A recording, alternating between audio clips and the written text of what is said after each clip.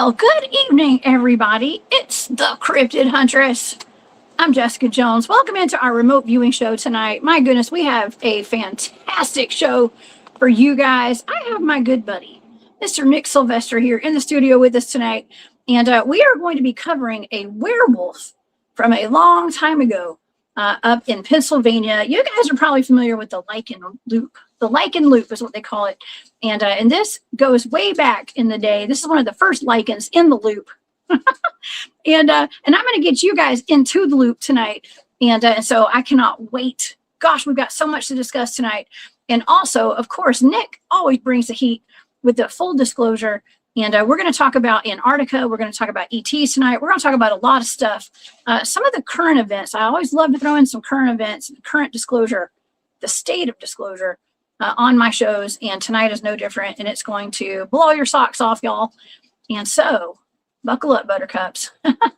and get ready, because we've got some rabbit holes to go down tonight. And of course, if you guys would like to check out the Cryptid Huntress, go over to my website, thecryptidhuntress.com. Of course, you can find all my shows there and all of my events that I'm going to be at. My calendar of events is there, and all my social media links, including my Patreon. All of my remote viewing data is in my Patreon. If you guys would like to become a member of that, thank you so much for all of your support. It means the world to me. And also, my shop is on sale. If anybody's interested, go check out War Woman Goods over on Etsy. And thank you guys so much for all your support. All right. Well, let's get into our show today, shall we? And yeah, we've got much to discuss today. Okay, so this is Pennsylvania. And Pennsylvania is known for Dogman sightings. These are recent sightings. And werewolf, historical werewolf reports.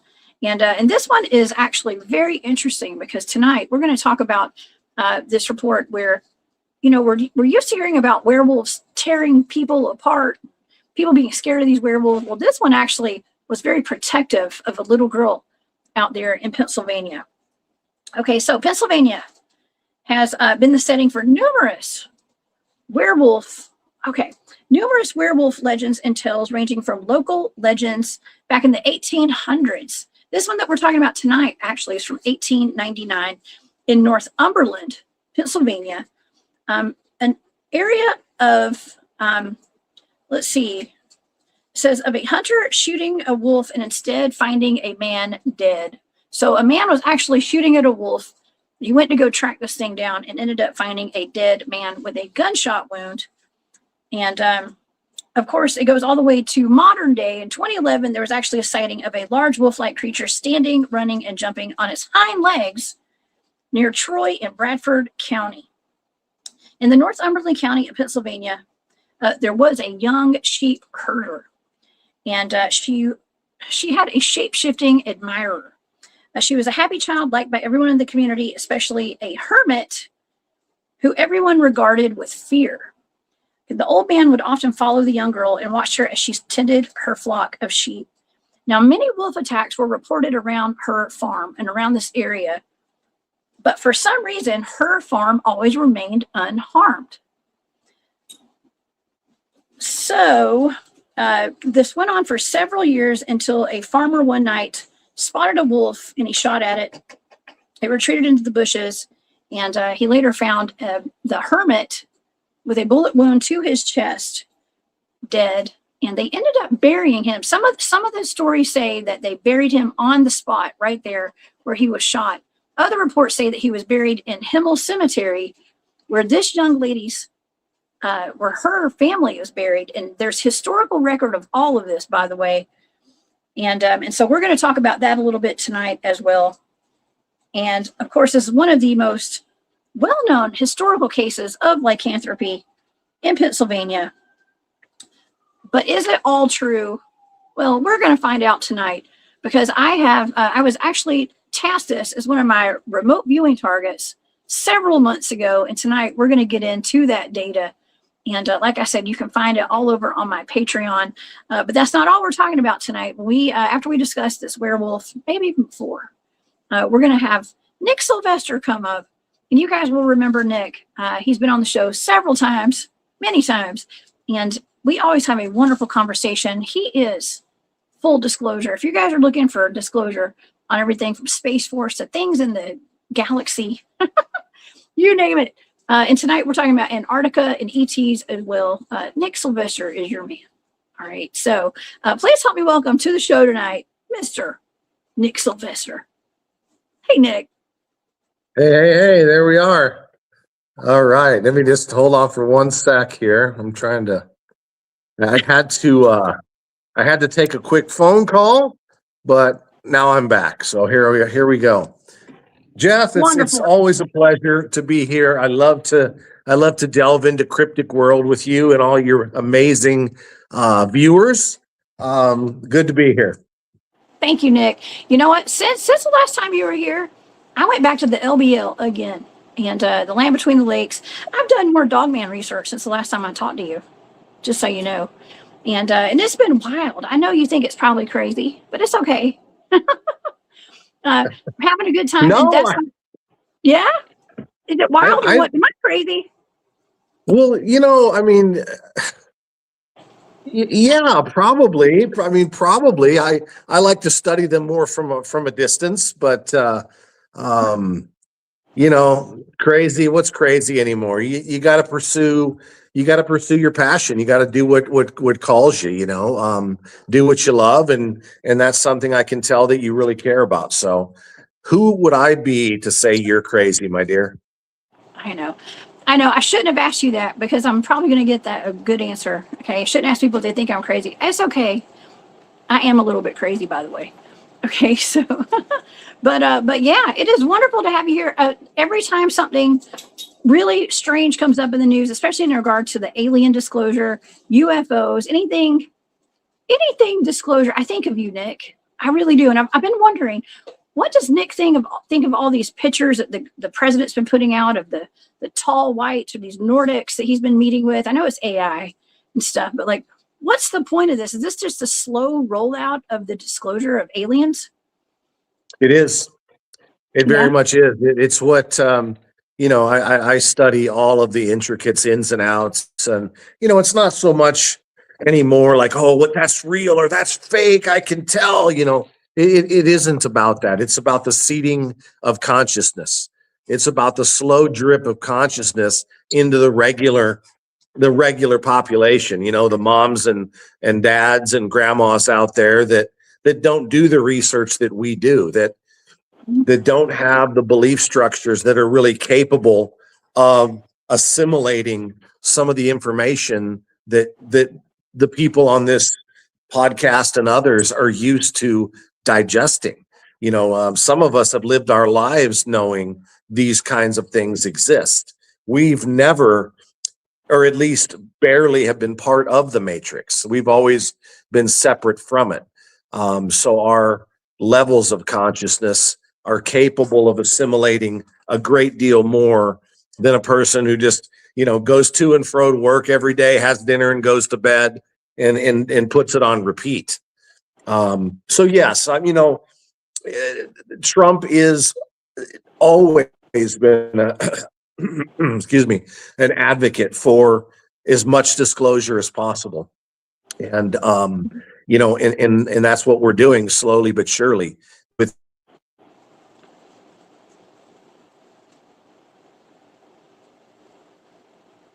Uh-oh. I think Nick's frozen. Let's see. Yes, Nick is frozen. Frozen. Okay, I see. So it's not just me, y'all. Maybe he will come back here in just a second. A while ago, he told me that I froze. And so I think it's him. Nick actually lives way out in the middle of nowhere, y'all. And his internet can get a little wonky occasionally. Okay, so he will be coming back momentarily, I'm hoping. Sure, that was really weird. There he goes. You're back. Was that me? That was you, yes. Are you sure? Because normally if it's me, it behaves differently. Normally, like, I'll freeze and I'll still see you, but I didn't see anything. It was you. It's okay. It's okay. We just lost you for a couple of seconds. Interesting. Yeah, because I'm showing real strong, like 4 bars, but who knows? Who knows what's going on out there in the internet world? It's the goblins. They're getting us. Yeah, so in the big movie, Spielberg's movie, did you have a chance to see that yet, Jess? I don't ever have a chance to see anything, Nick, but I know what it is. Disclosure Day. I've heard about it. I've heard mixed reviews on it. You know, we are up neck deep in disclosure over here. So anything that is shown to us, we already know it's real, and they're just, I don't know. Some people were not impressed with it. Yeah. What did you see it? I mean, the movie wasn't made for us, for goodness sake. The movie, they used Spielberg. Look, I don't know how much people know out there. I don't know how much people study about different things, but Spielberg was not a good person. Okay. Spielberg was part of the elite, part of the cult, part of the group of people that do bad things. And whether or not he capitulated or whether or not this really wasn't the original Spielberg that made the movie, it's immaterial because he has the biggest name in the movie industry. And they used that name, that company, so to speak, to get as many normies into the movies as possible. If the movie would have been made by some strange truther or whatever, nobody probably would have gone see it. But, he made Jaws, he made Close Encounters, he made E.T. Phone Home, and a number of other, big films. And the good guys are hoping that regular people will start thinking about these things. That was the main purpose of the movie, is to get people's attention basically on this kind of thing. There's 2 different narratives right now. There's the truth, and then there's 2 narratives that the intelligence agencies and the politicians are trying to spin. One of the narratives is, let's make sure everyone stays afraid of the aliens. They're all evil. They're all demons. They're going to come and get you, and they're terrible. And then the other narrative that also belongs to the Cabal, or the deep state, whatever you want to call them, is the opposite narrative, where they're coming to save us. Just give all of your faith to them. It's the, almost like the second coming of Jesus sort of narrative. And either way, they win. If regular people buy into either narrative, they win, because then they get to roll in a new world order. Okay, well, now that you all believe in the ET religion, we're going to set a few ground rules. Or the opposite. Now that you're all afraid of the ETs invading, we're going to set a few ground rules. Does that make sense? So what needs to happen is people need to understand it's somewhere in between. Oh, yeah. Well, and I'm just over here exposing reptilians shapeshifting at the Home Depot on my channel. So people want the real disclosure. Y'all come over to the Cryptid Huntress channel. Okay. You don't have to go watch a movie with the fake stuff. We got the real stuff over here. Okay. So, man, that is wild. That's wonderful that you're talking about that, Nick, because it's so true. It's somewhere in the middle there. And there's so many extremes, and it's just meant to divide us all. So we don't know what's real. And then they throw in all this AI. We don't know what's real with the AI anymore. What's real compared to fantasy. And we just have to go with our guts. This is a time to use our intuition. And I mean, I'm even having issues with people sending me lots of stuff. Not only are people sending me videos of people going out in the woods and maybe hoaxing like Dogman attacks and things like that. I don't know, maybe. But we've got, on top of that, we've got all these videos that people send me too of what people swear are real entities out there. And I think that it's a bunch of AI, like all of it. I mean, not all of it, maybe not all of it. Not all of it, y'all. Okay. But a good portion of these things that look very real it's AI. And it's getting to be very discerning. I'm very concerned about it, Nick. I'm getting tired. Well, it's going to continue to get worse. And that's the reason that the plan is the way it is. It's the reason why all of us need to do that very thing. We need to develop the ability. Like I'll give you an example. There are things that people develop spiritually and in an esoteric way, a connection to certain source energies. Now, like for instance, emotions. Okay, true emotions can contain a frequency signature. Okay, so if you let's say if you're watching a video and it's supposed to be of somebody being attacked or whatever, you will be able to tell whether or not that is real based on things like emotional frequency signature. Just like the video you sent me in regards to those fellas, that supposedly were getting attacked, and I told you, I go, there's no fear there, there's no emotion. The dog is not experiencing any kind of heightened emotional levels. He's just sort of minding his own business, running around sniffing leaves. There are no dogmen in that area. Okay. Otherwise, you'd be able to feel it. And that's the way things work. And those things are important. We can't ever go back in time and expect others to show us and tell us the truth, because it will always be lies. It will always be a narrative that the teller wants you to believe. Okay. Some of it may be true, but it's going to be skewed in their favor. Okay. That's what we're learning. Just like mainstream media, the mockingbird media, they will always tell you lies. And unless we know how to tell the difference, we'll fall for the lies again in the future. Yeah, exactly. I know. I love the whole, like, we got to go with our gut on this kind of stuff, and you got to pay attention to the small details.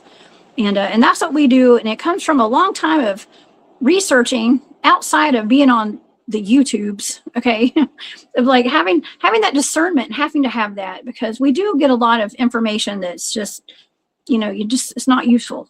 Okay, a lot of stuff. So, but anyways, I don't know. I've actually gotten really excited about going back into 1899 tonight with this target that we're going to talk about for a little bit, because that's back in the day where there's a lot of folklore and stuff like that. A lot of tales of cryptids like Bigfoot, wild men, dogmen. They were all talked about in the news, first of all, in the newspapers. Okay. And who is to say that people didn't make up stories back then too, right, Nick? Maybe. But there's a lot of historical facts in some of these cases of wild men and werewolves from back in the 1800s and the early 1900s too. We can go back and do some information digging into old newspaper clippings and what do you call those, census reports and things like that, where we can find out where these families are buried, who they were married to, and their family trees.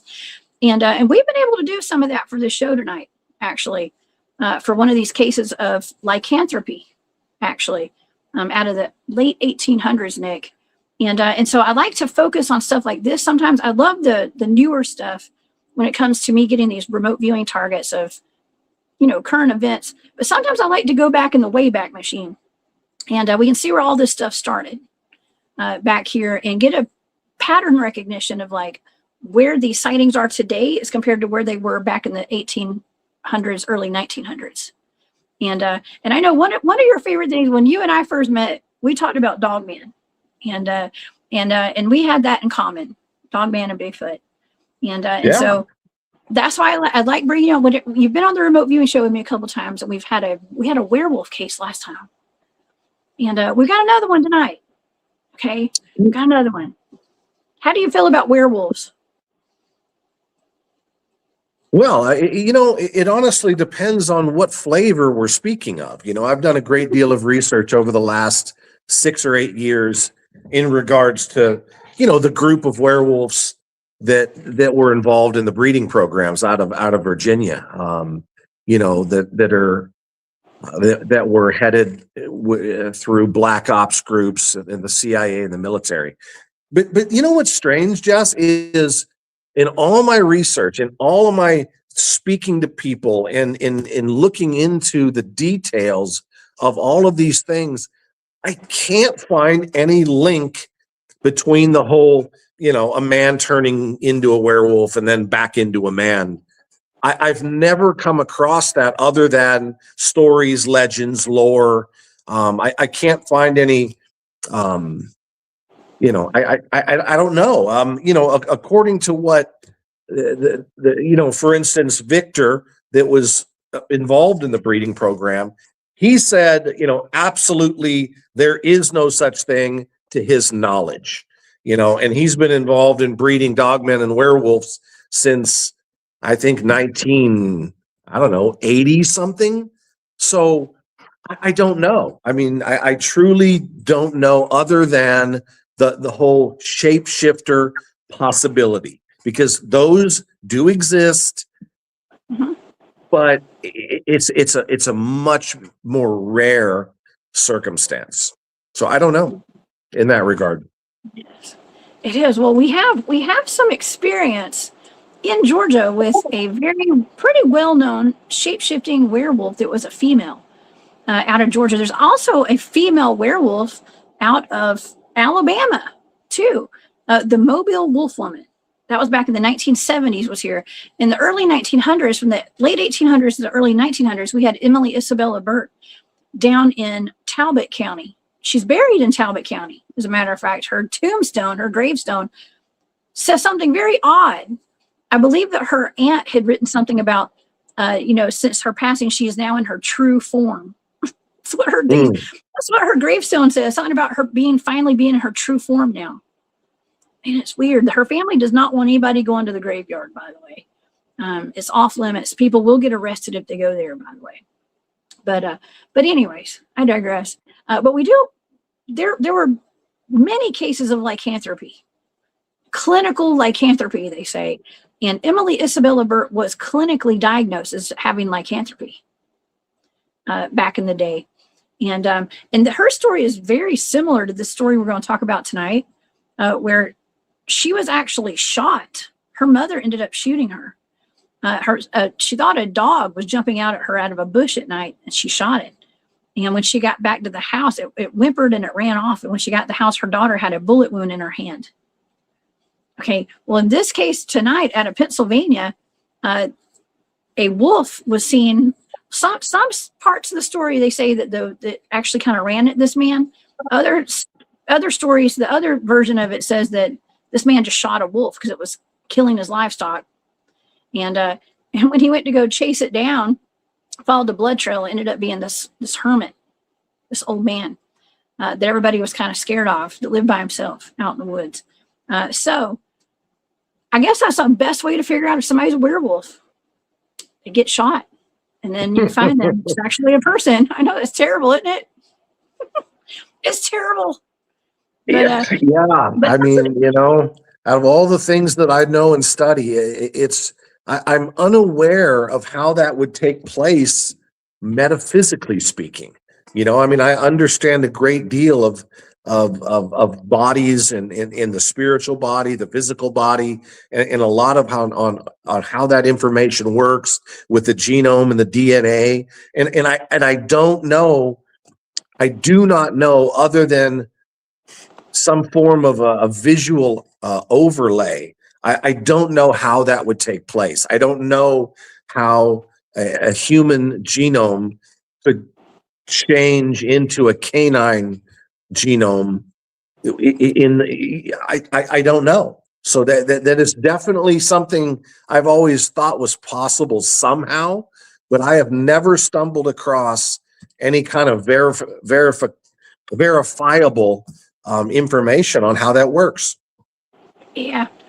Well, lucky for you, we actually do have a couple of people in the chat right now who I've spoken to personally, who are shapeshifters, and they do watch. They are in the chats quite often, and I've been told that it is possible, and we do hear stories about skinwalkers and the black magic aspect of all of that, and so it's possible. It's definitely possible. It's a thing. Okay, and so I don't know how it works either, other than through dark magic practices and things like that. Right, Actually, right, right. what I was told by at least one of the people that's in my chat right now said that it's actually a genetic bloodline kind of an issue where it's actually passed down throughout the bloodlines, and that's why they were targeted. Partly, I've had two people on my shows, or people that I know. One came on the show and talked about it, who was in the secret space programs, said that she was targeted because of her werewolf bloodline. And she was recruited. And this other gentleman told me they were kind of recruited, I believe, by the military, maybe certain factions of the military, I don't know, because of their bloodline. And being shapeshifters. And I mean, is that so far-fetched though, when we've got 23andMe and Ancestry.com being used to trace bloodlines? Oh, of course not. I mean, it's absolutely, I mean, it's even probable, to be honest with you. But I just can't figure out how I haven't stumbled across a rabbit hole somewhere in these decades that leads me to that piece of information. I mean, I'm not saying in any way that I don't believe. I want more information on that because, I mean, oh yeah, I mean, who knows? Maybe over the decades that the majority of that bloodline has been eliminated, unfortunately, by these secret societies, these dark groups. You know, I mean, I simply don't know, Jess. Yeah. Well, I'm going to say this one. I always bring this up. That Bill Schnoebelen fella in the Prophecy Club, where he talks about he's giving a lecture. He's got his own YouTube channel right now. I forgot. It's just Bill Schnoebelen. I think that's how you say his name.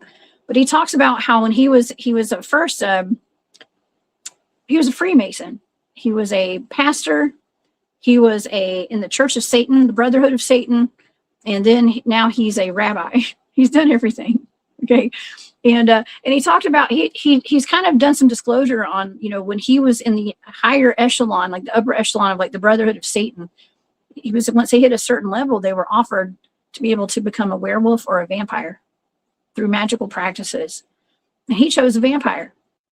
But he talks about watching people shapeshift into werewolves and stuff. So anyways, it's just a reference point. It's something to reference right there. And it's really interesting. It's really interesting. So, Yeah. But yeah, Walter, I want to thank you for that super sticker. So thanks for all your valued info, Jess and guests. Thank you, Walter. You're so sweet. I appreciate you. But yeah, who knows, okay, about this, but I've got some remote viewing data on this. I wanted to go over this a little bit tonight with the audience, okay, and with you, okay.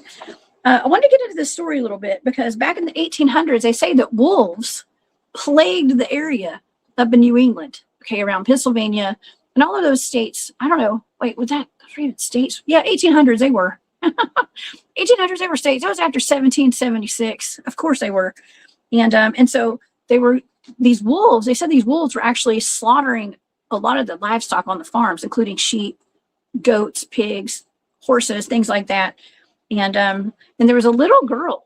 Her name was Mary Paul. Okay. Mary Paul, they called her, or May Paul. Sorry, her name is May Paul. Called her May Paul. And her last name was Paul.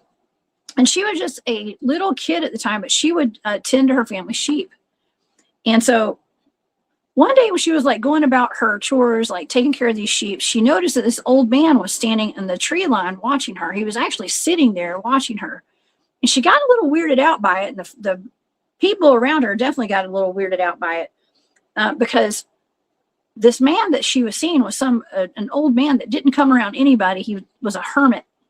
They always say, like, what is that? The witches, the old women that live out by themselves in the woods. Those are the witches, the hermits. And can you blame them? I don't know. Can you blame the woman for wanting to live away from everybody? I don't know. I would. But anyways, so there was something really strange about the man. And the little girl ended up befriending him, though, because he just seemed to look at her fondly. And she I think she felt kind of safe when he was out there watching over her when she had the sheep out there. But over time, I guess, okay, so the wolves in the area that were attacking all the sheep and the other farms, they were attacking those, but they weren't attacking this little girl's, they weren't attacking hers. No matter what, all the people that lived around her, all their livestock was getting slaughtered all the time, but hers was always untouched. And like the people couldn't understand why. So they were like, why is hers not being attacked when everybody else is? And so let's see. So there was a wooden fence at night. There was a wooden fence. This man saw like a wolf jump over the fence. This is one version of the story. Okay, because there's actually two. I'm going to get into both versions because it's just very slightly changed between the two versions. And it says that it was a full moon at night. There was a wooden fence, and the farmer heard a commotion in his barn, and fearing a wolf attack, he ran outside. And then a grizzly gray-faced wolf was so close to him, he was going to shoot it, but it ended up running off, right? And as it ran, it was close to him. As it ran, he did shoot it. And it left a blood trail. And so he followed it a short distance, and he couldn't find it. So he waited till the sun came up the next morning, and he traced the blood trail over to that cabin of the old man who was a hermit. And they said that he cautiously went inside when nobody answered the door. There was a blood trail going inside of his house. And then he found the man dead in the house. He had been shot and was dead. Now, the other version of the story, which is slightly different, was that in both cases, the man died. The hermit was shot and he died. But in the other case, it was a man who was actually looking for wolves because he was getting $25 per pelt for these wolves. Now, $25, Nick, was a lot of money back then.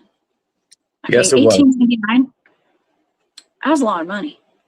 And so he was going around looking for wolves to shoot, they said. And so, let's see. So he ended up shooting this wolf, not knowing that this was the hermit guy or whatever. They didn't know who it was. They thought it was just a wolf. And so when the man went to go grab the dead wolf that he had just shot in the chest, they said they found a man with long yellow teeth, stiff long hair on his hands, and it ended up being the hermit. It was the hermit guy. And so they buried him where he laid, like right where he lay. They didn't take him to the cemetery. The first story, they took him to the cemetery. Second story, they just buried him where he laid right there. And they called it the Die Wolf Man's Grab, which is the wolf man's grave, basically. Mm-hmm. And so here's the historical fact behind all this, some of the facts. The Himmel Church Cemetery. Now, I want to show some pictures, okay, because I've got some pictures to go with all this. First of all, this is where it's at in Pennsylvania. This is the Northumberland County right there. Okay, if you guys are familiar with Pennsylvania, it is up in New England. It's like it's near New York and stuff. It's up in the northeastern corner of the United States. And so this is an old map right here. It is known today for their covered bridge. This bridge was built back in the 1800s, 1874 actually. And so that's the covered bridge. Everybody knows it's been there for a long time. This is the Himmel Church right here. Now, the Himmel Church is going to come up because of the graveyard that we're talking about. And here's an even older picture. This is the original church right there. The Himmel Church. This is in Pennsylvania, in Northumberland, Pennsylvania. Now, there are facts, okay, that go back for sure about the family. The May Paul, the entire Paul family is buried in that cemetery right there. They said that the hermit's name was unknown. They never had a name on a tombstone, a gravestone there. There's no sign of this man. Nobody knows who he was. So there's that, okay? And maybe that's where the other story came up, to where they just buried him where he laid and they didn't mark his grave. Okay, so there's that. Some say they know where the grave is. Some people say they don't know where it is. But a local historian in the area said that he knows where the shack used to be where this man lived. So there's actually, people have found the proof of where his shack was, according to the locals live there. Now, if you go to the cemetery right here, there are 23 members of the Paul family that are buried there. And they've been confirmed living there. There's actually an Elizabeth Lily May Paul who showed up in the census in let's see, it says 1880, she was 9 months old.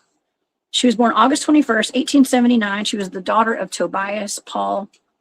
And I can't remember his mom's name, her mom's name. But she was later living as a seamstress or a dressmaker. Okay, so there is proof of her being alive. She was there. There's actually 2 maypoles. One might have been her and one was a daughter or something, or an aunt. But let's see. So yeah, there were 2 maypoles out there. But okay, so let's go back to what happened after this man was shot. Okay, and he went from a wolf to a man, basically. They shot a wolf and they found a man. I mean, here's my suspicious mind, Nick. I'm like, well, what if he just shot a man and then claimed that he was a wolf? Do you know what I mean? And the guy was like, I shot a man out of trouble. That's the problem, because that is 1,000 times more logical, you know, to believe. I mean, people especially back in those days, out in the woods, people were shooting people all the time. So, you know, those things make it very, very difficult to substantiate. You know what I mean? Exactly. Yeah, there were no flock cameras and ring cameras on everybody's doors and things watching people and satellites back then. You know what I mean? People could get away with anything. Yeah. Yeah. And say that it was, I thought I shot a wolf. You know? Right. So that maybe that's why it's always hard for me to go down those rabbit holes, because you know, I don't know. I don't know what to say about it. I've never come across anybody in all of my studies. You know, I've talked to hundreds and hundreds of people in all different walks of life and interest levels. And I guess zero had much information in regards to that particular storyline. So I don't know much. Okay, well, Other than the werewolves that are born werewolves and they stay werewolves throughout their lifetime, and they don't turn into humans. You know, those kind I know a great deal about, but the kind that pop back and forth, I simply don't. Okay, well, let's see what the community said. Okay, because the community, when they caught wind of what happened, they immediately started calling the hermit a werewolf. They're like, we knew there was something wrong with him.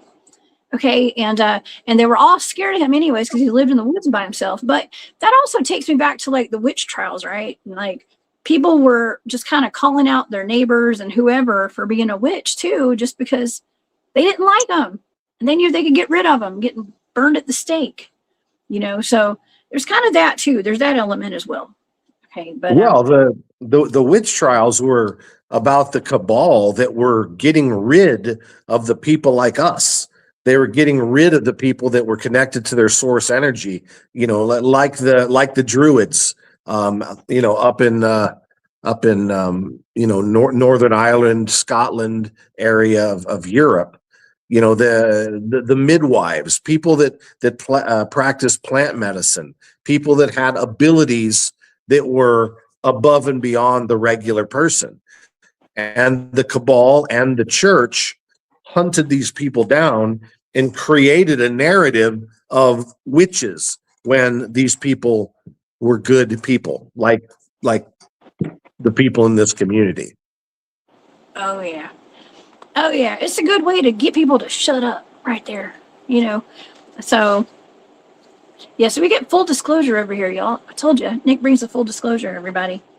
Okay, well, so the community was pointing fingers. They're like, we knew there was something wrong with this guy this whole time, but he never hurt anybody, though. That's the thing. Like, he was nothing but protective of this little girl and watched over her. But it was really also very odd that, like, her livestock never was eaten or taken or slaughtered when everyone else's was. And so there was that element as well. And so this is one of those versions of the story. They buried his body in the dirt floor of his cabin. Now that's a third version right there. this story.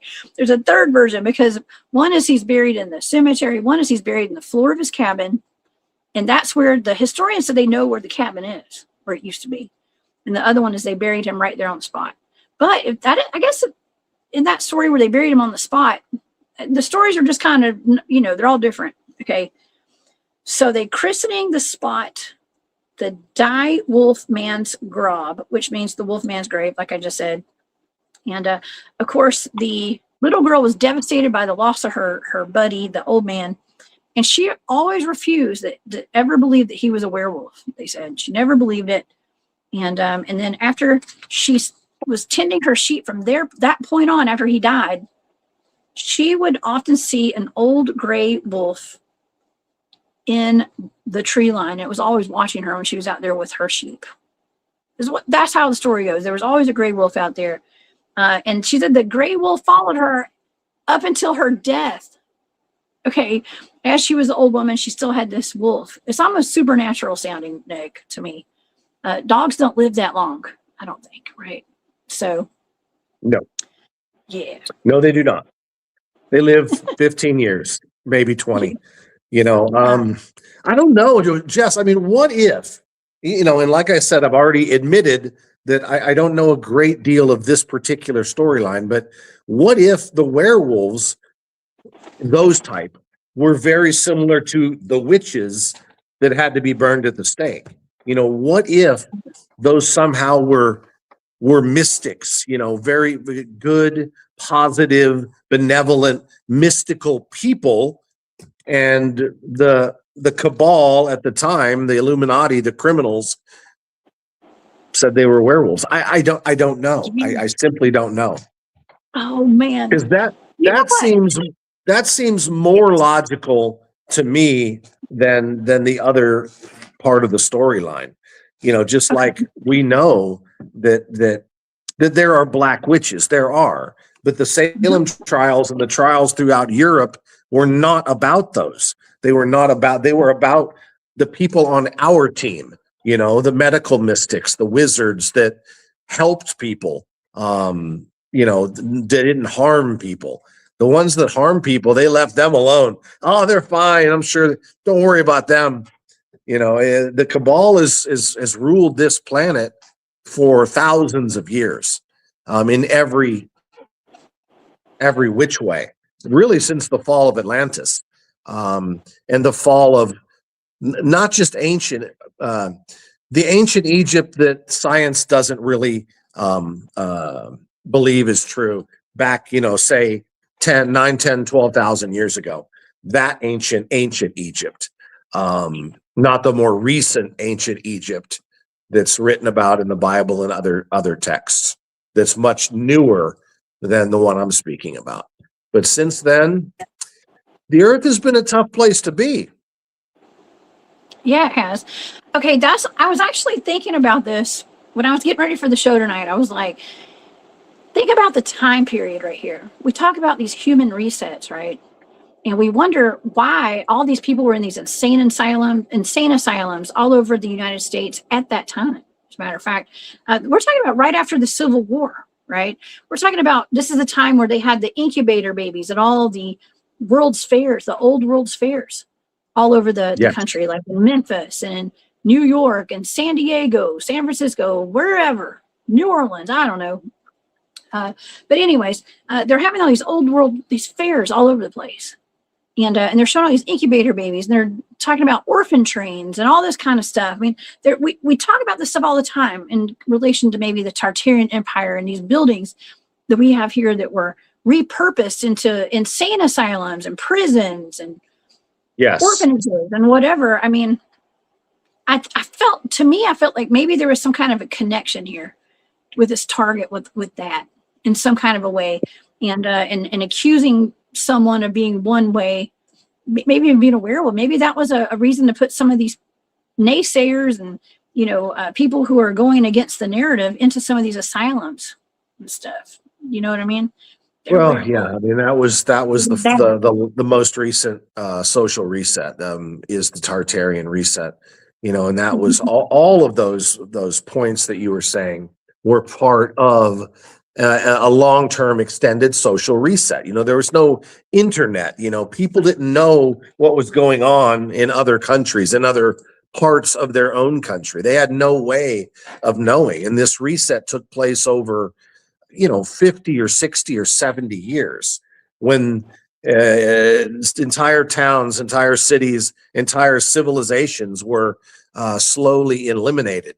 And, the grown-ups, and then the children of the grown-ups that were eliminated were put on trains and sent to different parts of the world to be processed by the Cabal, taken underground, taken off planet.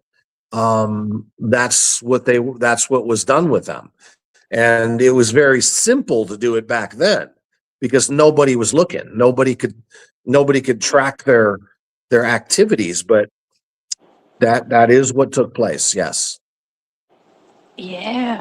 So when we add up some of the stuff, like we think of 1800s as like cart and buggy with horses, right? It's like buggies being pulled by horses, but actually there were like magnificent empires here before all that, and the mud floods and all that stuff. So I don't know. It's just take note, everybody. I just want people to take note, and thank you for all that information, Nick. 100% on point. And question everything, friends. Yeah. So there's been a lot of resets. I think there's been 6, maybe. It's arguable. Some people say there's been 6 civilizations. Some say 8. I'm not really positive, but it's been around that number. Since way back before our history. I'm not even sure Lemuria and Atlantis what numbers they were. But resets. I mean, look at the beginning of the Dark Ages and the bubonic plague. That was a global reset where we lost about half of the entire population of the world. In addition to that, we lost all the literature, all the art, all the books. We went from a very, very civilized world to one that was very uncivilized in the Dark Ages, from 400 or 500 AD till all the way over a period of over 400 or 500 years. Everything was just in squalor.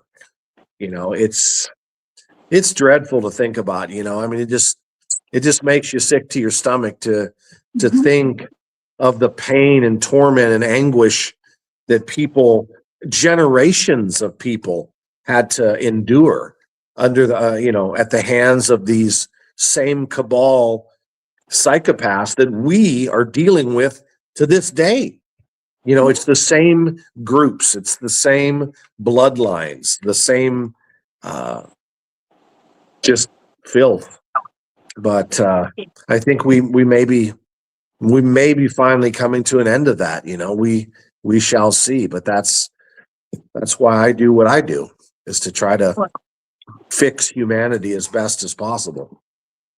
Well, I got to tell you, Nick, this doesn't have a lot to do with this target right now. But I got to tell you what I talked about on my show yesterday, where and it's actually Monday too. I had an update for my Monday show. It was about the zombie epidemic. There's a zombie outbreak and stuff. And I brought my good buddy Bruce Brown on the show on Monday, and he's a former narcotics officer, a detective and investigator out of Tennessee. And we got into the real reason behind these zombie epidemics. And oops, hold on. Sorry. Battery. Okay. Oh, sorry. Hold on. Just realized my computer's not plugged in. Sorry, y'all. It happens every show. Sorry. Every show, my computer screen goes blank or goes black. Okay, but Bruce came on the show. We were talking about the real problems behind all this. Like, yes, there are people acting like zombies because there's drugs are being put out into the street, right? And mental illness problems and things like that. And I found a little excerpt from an interview these 2 gentlemen did, who are scientists that deal in psychedelics. And they were laughing and bragging about how in 30 years, if you believe the human civilization as we know it will still be here, you got something that's completely wrong. And they had the technology and they were complaining that China was ahead of the technology in clinical trials on these zombie drugs and stuff from them. And it was just maniacal. It was absolutely maniacal, bragging about how they have the power and the technology to turn every single person here into zombies with one single pill or one. They could put it in the water supply. You know what I mean? They could do anything. And this is for entertainment purposes only, y'all. Okay. But that is what we're up against right now, Nick. That's what we're up against. And it's grim. Yeah, that is what we had been up against. That there's no doubt whatsoever that 10, 12 years ago, we were in a position to have some of those things rolled into place. Now, even today, you will see some of it. And some of it, what you see isn't actually as real as you may think. There is a thing that is going on that a lot of this is illusion to show people, to physically show people what the plan of their leaders basically had been. Because otherwise, the 7 or 8 billion people would never, ever believe any of the things that we know to be true. Okay. Assuming that the good guys are out there and they're winning and all of this good stuff, and assuming that's all true, they couldn't just come on air and say, hey, okay, you know what? We got to tell you this. Here's a list of all the horrible things that were happening to you and your food and your water and your air and and your children and everyone would just laugh and continue with the way they live. And the way people live is part of the problem. What people think are important is part of the problem. We've been conditioned for hundreds of generations to be as we are and to always look towards authority to tell us what to do and tell us how to live.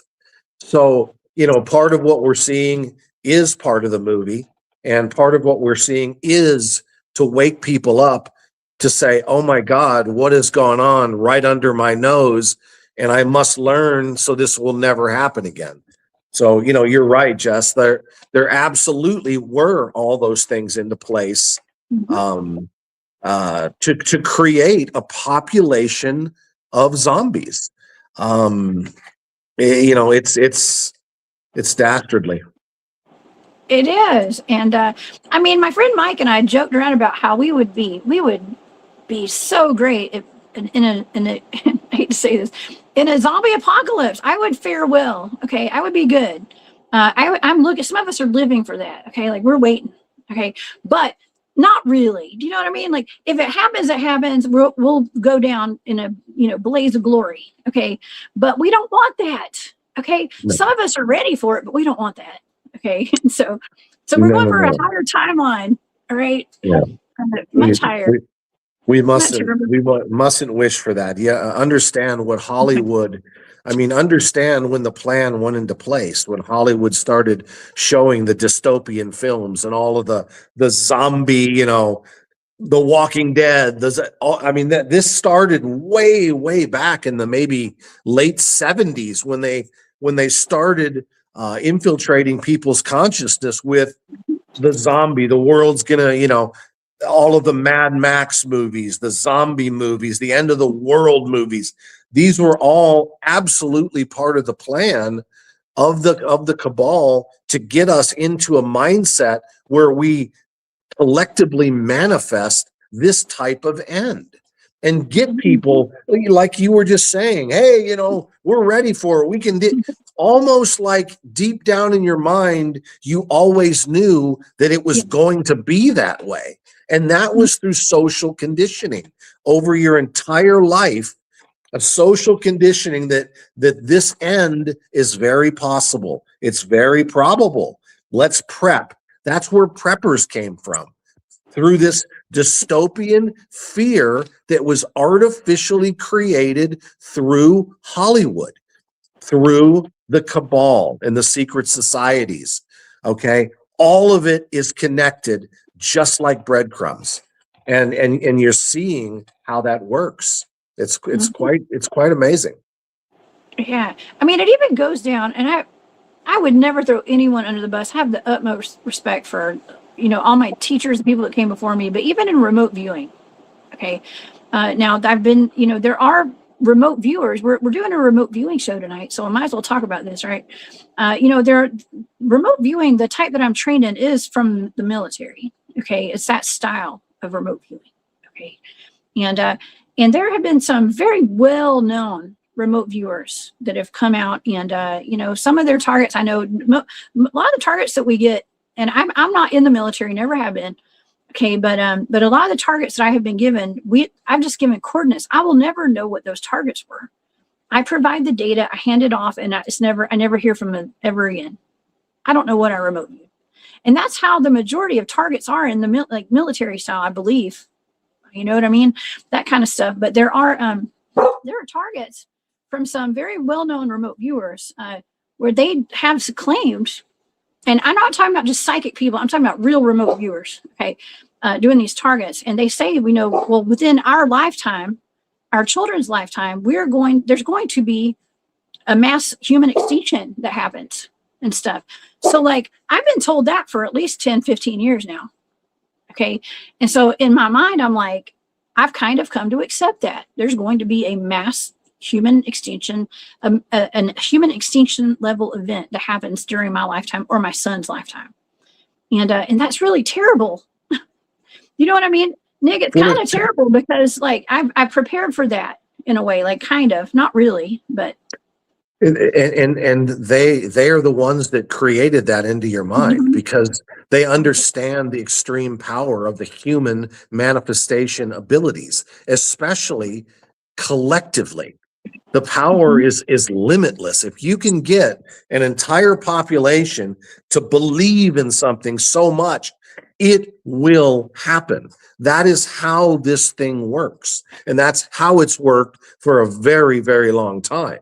And part of the plan that we're working on is to try to break that brainwashed. What do you think the book of Revelations is?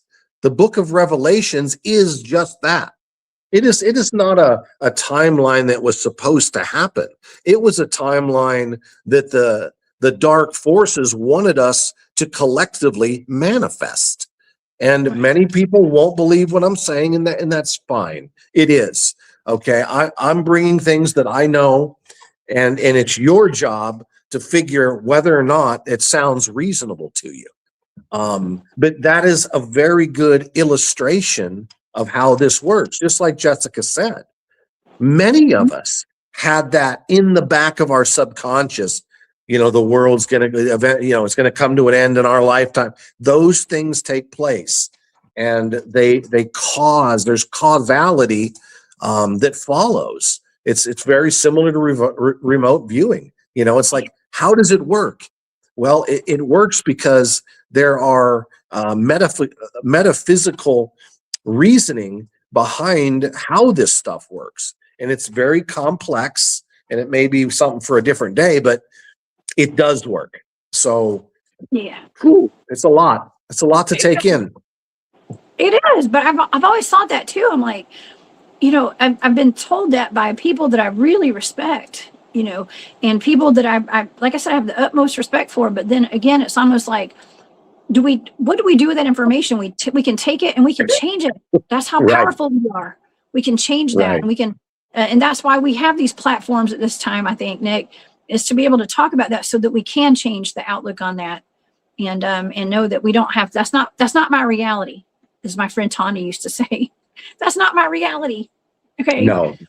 Yeah. Look, that is simply not in the cards. I mean, we've got, I don't know how many people follow a lot of the stuff I study in regards to the, to the alliance groups and the dozens, if not hundreds of groups of off-world as well as interplanetary groups that have been working for decades and decades and decades to save this planet and to save humanity. They haven't been doing it for no reason. There's been a lot of lives lost in this war, both human and not, in order to get us out of that catastrophic sort of timeline that we were on for a very long time. And, you know, I'm very happy to say that as of this moment, we are no longer on a catastrophic timeline of any kind. Okay. No giant solar flashes, no pole reversals that are going to destroy the planet, no giant asteroids that are going to hit, no alien invasion that's going to wipe us out. None of that crap is on our current timeline, but we still have work to do. You know, the human population on this planet, they still want to fight with everybody. They still want to, I'm right, you're wrong. They still want to be greedy. They still want to, those are the problems more so. And trust me, way more so than, you know, the reptilians or the tall grays or the small. It's the humans that are more of a problem today than any of the off-world groups that may or may not have been visiting us for a very long time. Mm-hmm. That's right. Mm-hmm. That's right. Yeah, I can appreciate that. Yeah, it's the humans, man, and just realize we are. I love to always say this: we are limitless beings. You can manifest anything you want, and I agree with Gaia Love. Gaia says my timeline is freedom and abundance of all beings. Yes, we are sovereign as humans, and it's time we all remember that. Okay, and start acting like it. And yeah, and it's really like freeing your mind more than anything. Okay, because it's all within. You got this, just like they say on the Matrix, man. Just like Morpheus, free your mind, Neo. And it's absolutely like that. That movie was damn near a documentary, or at least it would have been in about 100 years, assuming some of the bad things would have come to pass that didn't, you know, luckily for us. But that was a very, very accurate depiction of how things work. You know, I bet there's, you know, some cinematography and things like that that were not accurate, but it was a very solid movie in that regard of how the Matrix how it kind of works. Yeah, we are the glitch in the Matrix. That's what my show is on Wednesdays. And I am really good at seeing all the Agent Smiths out there today. I really am. There's Agent Smiths everywhere. They're everywhere. They're very real, guys. They are. They're flesh and blood. What we call them, and what some of the off-world groups that I utilize some of their information, especially recently. There's a group from the Taygeta, from the star system Taygeta. It's part of the Pleiades. But they're not considered Pleiadians because there are many star systems, 7 plus a few others in the Pleiades, and they go by their home world name. They don't go by Pleiadians. So you have, you know, the Taygetans, the Swaruvians, Antarians, and many other, the Engan, but they're different groups of human. Okay, they're very much like us. Anyway, you know. I think I forgot exactly what point I was trying to make. That happens with me sometimes. It happens with me too, all the time, Nick. You know what I mean? I was just like, well, now what the hell was I? Where was I going with that little bit? What did you say? What did you say right before? See, now I can't remember. I don't know. My mind goes 100 miles an hour. A glitch in the Matrix, and then you said something. Oh, Agent Smith. Agent Smith's a riddle. Yeah. This is important. This is a quick point. Agent Smith. Okay. Smith. They explained metaphysically how Agent Smiths work. Okay. So just real quick. There are people on this planet, you know, many of us heard of NPCs, background people, blah, blah, blah. Well, these are real people. Okay. They're real biologicals people. For one reason or another that I'm not going to pretend I fully understand, some people are born with a connection to source that is not as strong as others. And there are many reasons that is possible.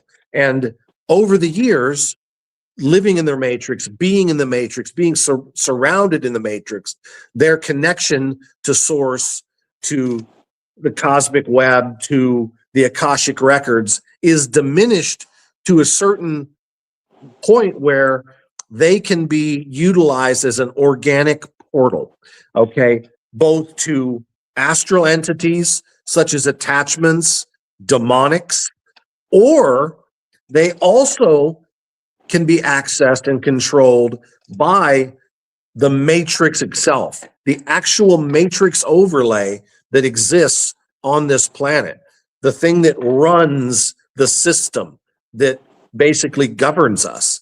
And at different times, they plug in and plug out of this governing system, just very similar to On the Movie. And that will happen. And they have the ability, the matrix itself, the cabal, the controlling group, can target individuals, let's say like Jess or myself or any of you, because they know who we are. And you could be at the supermarket, one of these organic portals, a person who's just a normie. They could be totally themselves, minding their own business, shopping, and one of us could be targeted. And that person that's shopping, all of a sudden, they are taken over by this matrix energy. And they're able to be, to a certain extent, controlled to do something to throw you off your path, to cause a problem for you, start a fight with you, whatever. And that absolutely happens. And it happens more than people ever can imagine. Oh my God. I've talked about this time and time again, how I've actually watched what I consider to be an entity jump from person to person in my life. And it's the exact same energy signature on all of them. And it's not just family, it's amongst friends, acquaintances, podcasters, okay, things like that. And I see it, I recognize it. It may take a minute, but I recognize it. As soon as it's the same characteristics jump into each person. I've seen it. And there's a movie called The Fallen with Denzel Washington. And it explains exactly what I've experienced. I think I saw that a long time ago. Yeah. I remember that. But it is possible. It can happen.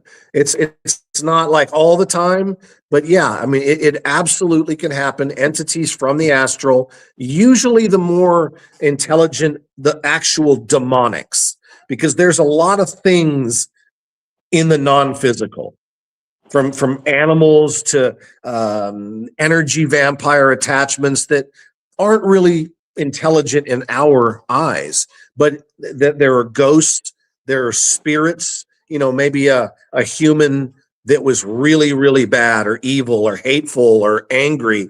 When they die, they a lot of times will keep that same attitude as a spirit or a non-physical entity, and they can haunt. But they are not demonics. Demonics is a whole nother ball game, and those are the ones that can control people for a very long time and cause problems for a certain areas in the world. I mean, not just one person.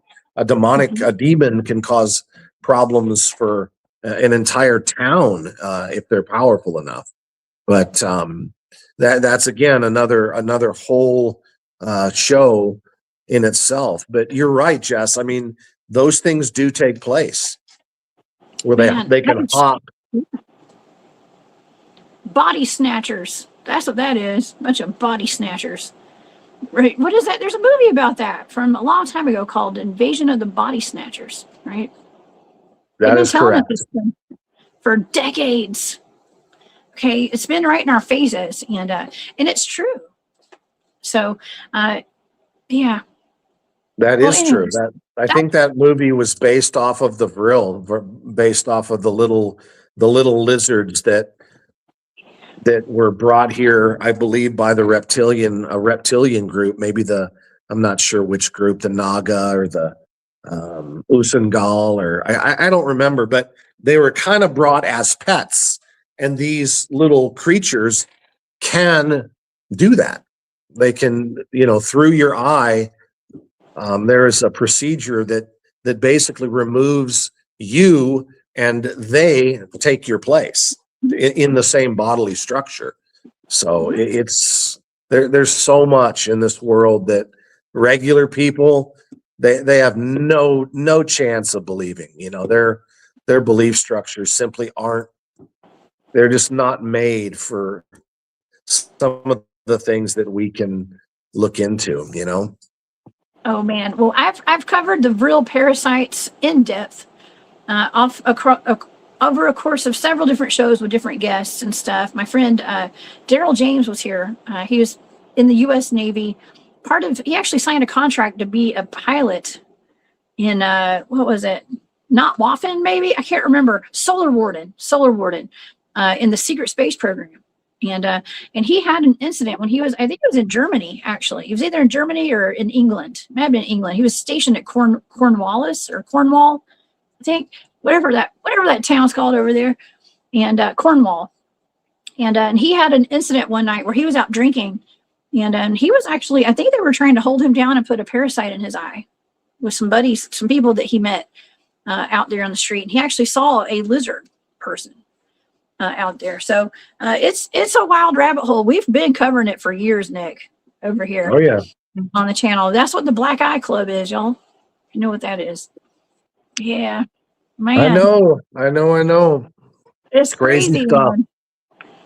It's crazy. Well, So what else did you were you going to do something with remote viewing on that werewolf, or we already? Yes, I have some data. I wanted to go over it, and actually kind of aligns with what we're talking about right now, which is really odd. Okay, it's really odd that actually kind of lines up with this, because this is a target. I have some data right here from this target, some coordinate remote viewing data, and I'm just going to go over a little bit of this. It's all over on my Patreon. Okay. And I can go over the sensory data, and then we'll talk about some of the analytic overlay. And I can tell you what I was seeing. I was seeing that the target was, what's it say? The Northumberland Werewolf 1899 in Pennsylvania. That's the target. Okay. And so, you know, if it's not real, if this was fake, I probably wouldn't get any data out of this at all. Okay. It'd be a target where I just get some random stuff. It didn't make any sense.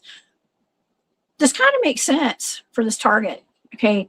And so let's get into it. I was actually seeing a man in the target when I was remote viewing this. There was a very haggard, tired old man that I saw when I was remote viewing. And this kind of does revolve around him. This old man actually drew a picture. Here, I'll show you the picture I drew. This is funny. It's actually kind of sad. You can see that. It's like an old, that's my sketch.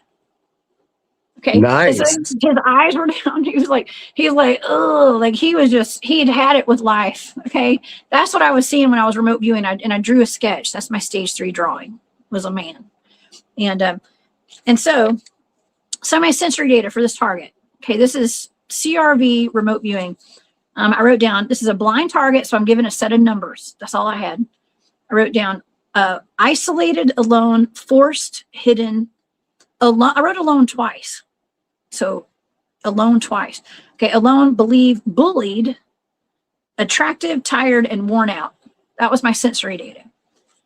I wrote alone twice. That's wild that I would write that twice. So this means whatever my target is somebody that's very lonely, probably, right? And my analytic overlay, this is me like trying to make sense of like what I'm, you know, the sensory perception data that I'm getting. So the first thing I wrote was subsequential actions. I don't even know what that means. Subsequent actions, I guess. I wrote a deep dive. The next thing I wrote was occult, ritual practice, bloodline inheritance, hardened lifestyle.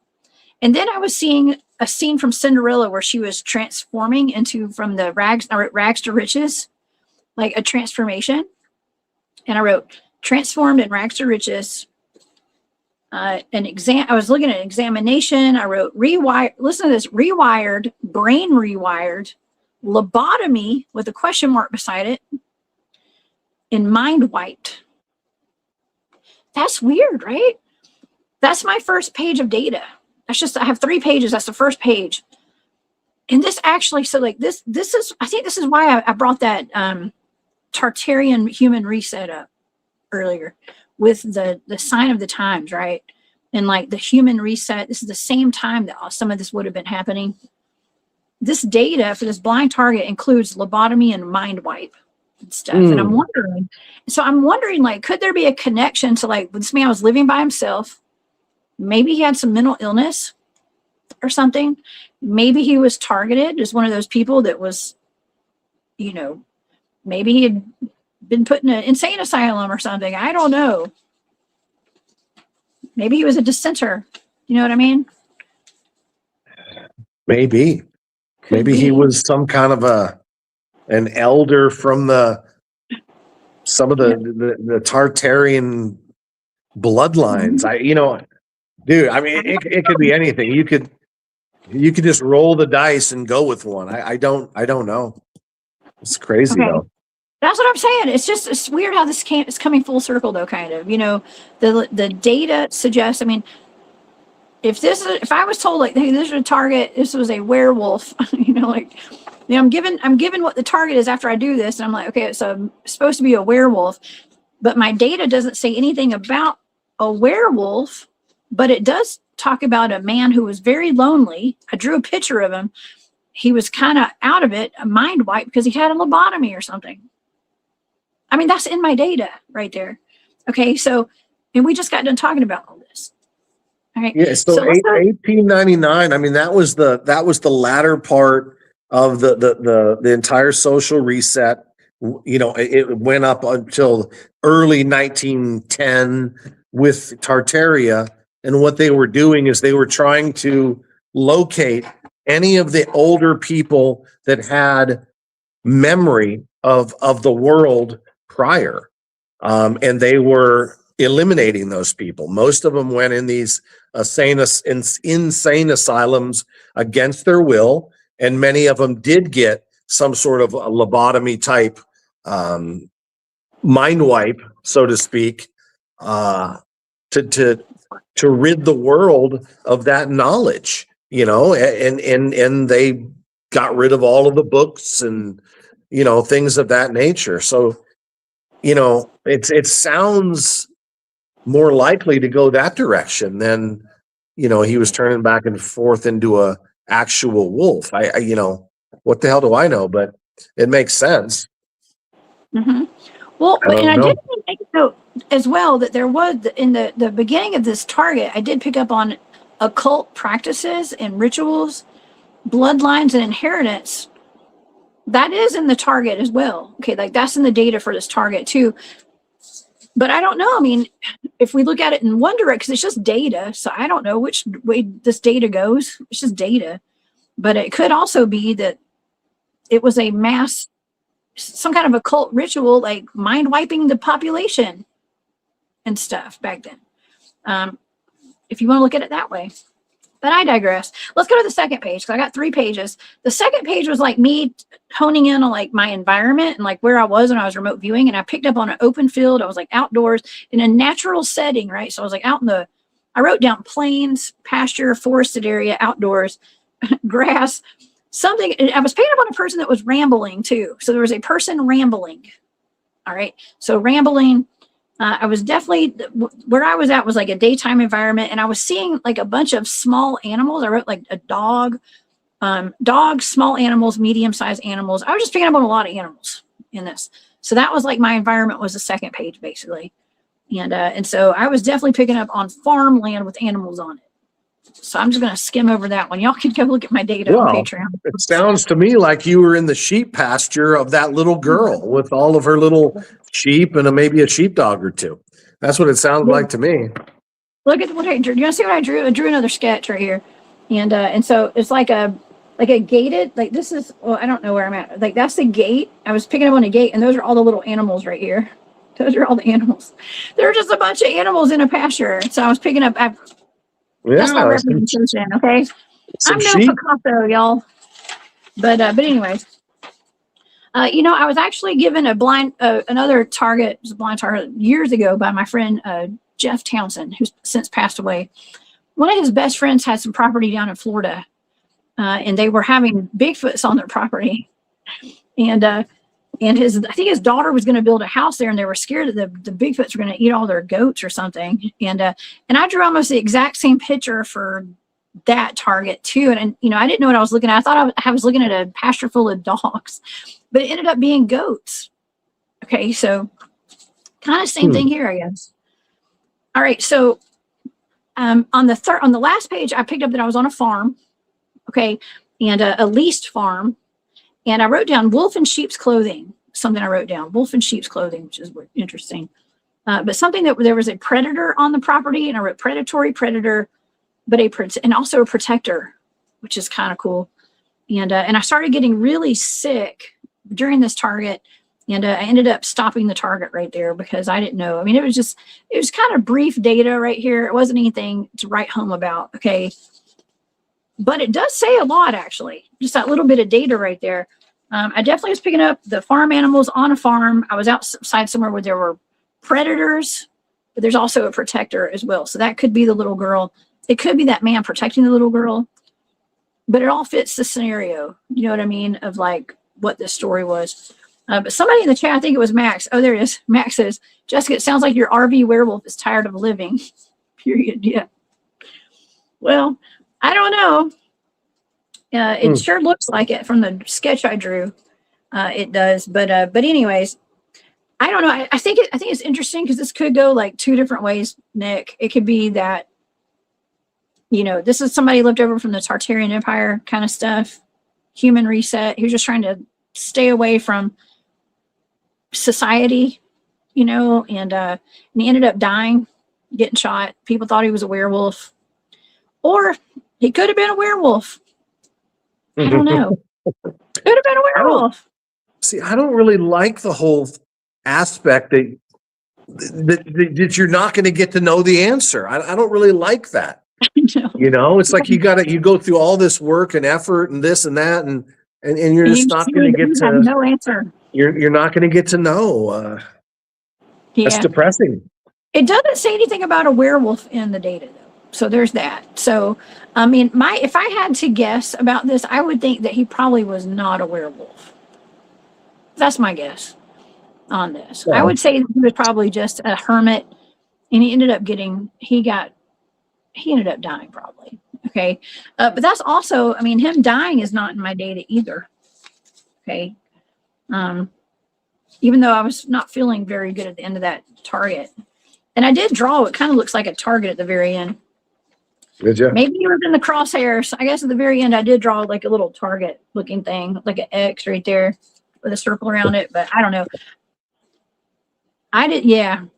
So I don't know. I don't know if he was a werewolf or not. Okay. But I think through all the historical information that we have about this and aligning with the data and stuff, it definitely gives us more information on him, I think. And I do think that this was a real person. I personally do, because I wouldn't have gotten all that data if this didn't really happen. So that's my conclusion right there. So he's either a werewolf or he's just somebody that was probably left over from the Tartarian Empire or something, because lobotomy and rambling and mind wipe was all in the data, which is really weird. Yeah. That is. That very much is. Huh. Yeah. Crazy. There were a lot of werewolves reported back then. They actually call this area the Lycan Loop. Okay, the Lycan Loop. And let me see if I have any pictures. That is odd to me, because you're right that like the legend, and usually if there's a legend that stands the test of time, it's usually pretty true. But and that makes you wonder, were they werewolves? Were they dogmen? Were they both? Because now you don't ever really hear about that type of werewolf that turns into human and back. But there are thousands of stories you hear now on Dogmen, very, very realistic stories. What do you think about that? Yes. Well, I'm going to show a picture of the Lycan loop first to the audience. So you guys can get an idea of what the Lycan loop is and where it is. This is in Pennsylvania. And let's see, what was the name? I can't remember the names of the towns that it goes to. Let's see. Oh, wow. Right out of Harrisburg. That's the capital, I believe. Oh, wow. Oh, Well, State College is right there. Huh. yes. There have been even to this day there are Dogman sightings up there and werewolf reports. And so but it starts out in the 1800s. I'm sure it goes back further than that, but I mean this is the earliest one that I could find was in the 1890s. And that's this one right here. Yeah. So yeah. Let's see here if there's another better picture of it.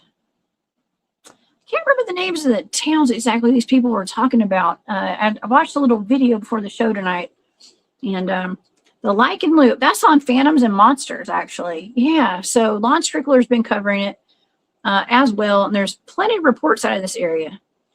But, you know, can the werewolves be getting confused with dogmen? Absolutely. Okay. This particular case that we're covering tonight, though, was actually a man who they claim turned into a werewolf. Okay, so it is different. You don't hear a whole lot of stories from the 1800s about dogmen. You know, just dogmen that didn't change from human to dog. You don't hear a lot about that. Yeah, we'll see.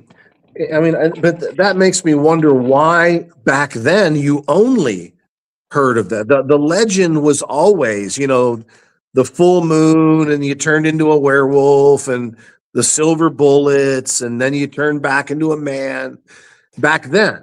But as soon as the weird thing to me is in the, you know, in the present day and age, you never hear that. I mean, it's, you know, you don't hear that. The story changed from that type of werewolf to the dogmen that don't turn into people and vice versa. And it's just curious how one completely replaced the other. It is. It is. Well, it makes me wonder, like, what's the connection with our government and the people in charge over here? Or maybe it's not even government. Maybe just, I mean, what changed? Do you know what I mean? What changed? And here's another thing too, Nick, is that I know we talk a lot about dogmen, you and I. But, you know, I go and do a lot of cryptid field research all over especially the East Coast and up in Uwharrie, North Carolina. When I was up there with my friends who are longtime field researchers up there, we were having all this self-illuminated eye glow on these Bigfoots, and their eyes were glowing different colors. One was red, one was green, one was like orange, white. I don't know. They're all different colors. And David Pardue told me, he said, this was not like this until 2012. He specifically said in 2012, that year, their eyes went from a reflective eye shine to eye glow. And it's never changed back. What is up with that? Well, I mean, that's not the information that I get from Victor, because he worked with the all three of the big three. You know, he worked with Bigfoot for 30, I don't know how many years, 30 plus years, Dogman and Werewolf. And he was very specific in stating on multiple occasions that Bigfoot do not have the kind of eyes that are self-illuminating, whereas the other two can and have been known to. Not always, strangely enough. So I don't know. Personally, you know, I do not know the answer to that. I know that anything is possible, but from the person that I most trust with the most information, considering he's dispatched hundreds and hundreds and hundreds of each type over a 30-year period. And prior to that, his father was in charge of that program since 1954, the beginning, the inception of when the government got involved anywhere in the world with those three creatures, those three beings Prior to that, they were natural parts of this planet, just like a fox or a badger or whatever. So, were there experiments? Absolutely. Was there, MK Ultra? Were there some of them turned into super soldiers at varying different levels? Absolutely. That's the thing. The variety of what has been done since 54, nobody would know all of it. And I would imagine it's from A to Z. Everything was probably tried. Some things worked, some things didn't. They kept some of the things, they got rid of some of the things. But that doesn't mean that a variety of these beings could still be out there from failed attempts in the past. But before Victor died 2 years ago, he stated that the government assets, the ones that were bred, numbered at about 75,000 dogmen and about 77,000 werewolves in the United States. And those were the ones that were bred. And he said there are many other that were natural, that were organic, that grew up in nature, or born and grew up in nature. So for whatever that's worth, I think it's all of the above. Yeah, well, the thought that my research friends have is that there's some sort of either a hybrid alien, like an alien hybrid type of a being now, like something just changed. And my thought are cyborgs. Okay, I think there's a cyborg element to them at this point. Not all of them, but I think some of them, for sure. I think there's maybe super soldiers. I mean, that's also the area where my team was out in the field in that same park decades ago, and these gentlemen walked out of the woods wearing all this like full SWAT gear with guns and stuff, and they're like, "What are y'all doing out here?" And they're like, "Well, we're doing the same thing y'all are doing." I mean, they're out there Bigfooting. So I don't know about that, Jess. It's almost like they're the perfect killing machine. How can humans improve on that other than different types of mind control? I remember that type of thing was discussed. I don't know.